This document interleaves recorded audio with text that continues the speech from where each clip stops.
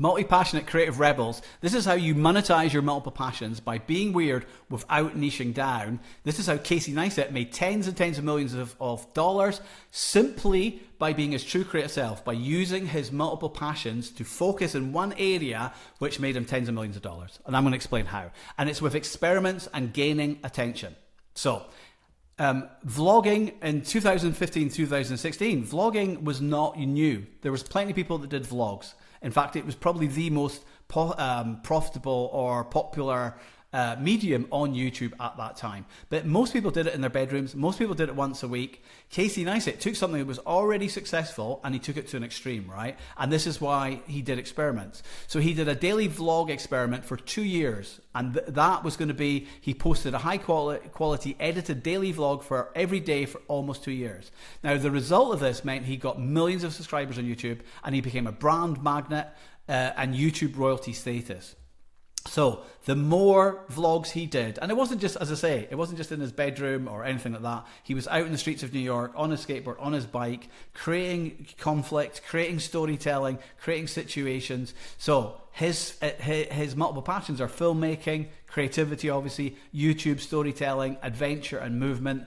And his creative purpose, the reason that he wanted to do this was with creative freedom. He wanted to be able to create the content he wanted to be able to do, but monetize that. And the key to that was to getting attention and eyeballs onto his content to get more subscriber, which got more views, which got more brands, which made more money, right?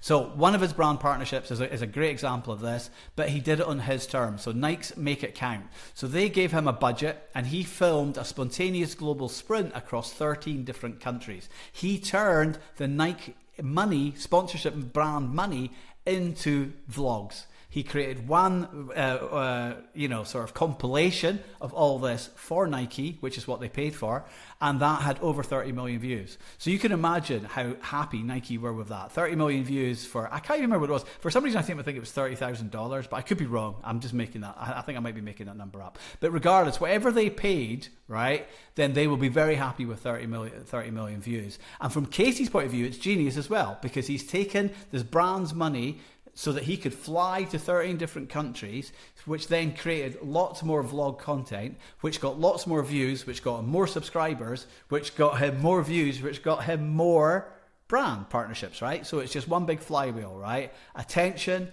views, brand sponsorship, more views, attention, da-da-da-da-da-da. You can see how that's one big flywheel, right? What he also was able to do as well was to create a startup. So having millions of subscribers allowed him to create a startup called Beam, which was a raw social video app with no filters, no likes, etc., etc. Now that was a complete failure. However, he still sold that to CNN for $25 million. He would not have been able to do that if he did not have an audience. It's that simple. So that is how you turn your multiple passions and being weird and standing out and doing things to extreme to get attention will get you lots of subscribers, lots of views, which will get you lots of brand partnerships, which will then fuel more subscribers, which means that you can then create startups and then sell those startups on. Now, obviously, he would have much preferred if CNN had turned Beam into a hugely successful social video app. But that wasn't to be, and he still made the money, right? So this is what you have to do. One, solve a problem, right? So whatever it is you want to do, in Casey's case, it was just about being creative and entertaining people and with vlogs on YouTube, right? That's still solving a problem. Boredom is the problem. Pick one platform. So in his case, it was YouTube. You pick one to get eyeballs, but just pick one, focus on one platform.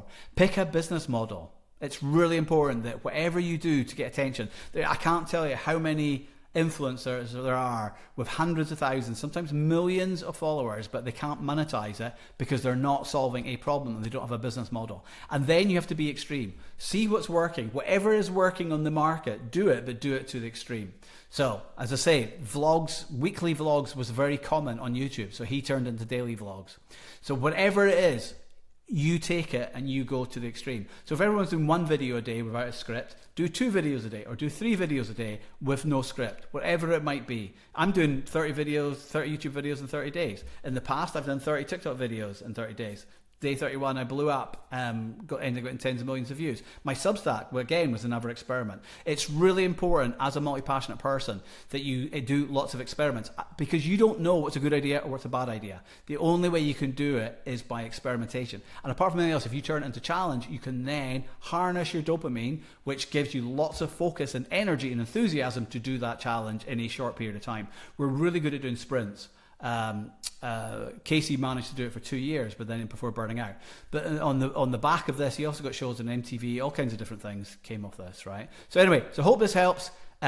Solve a problem. Pick one platform to get eyeballs and get attention. Pick a business model, super important, and then be extreme with it. Do challenges. Do challenges that captures people's imagination, and then rinse and repeat to focus your dopamine and attention. Hope this helps. Peace out.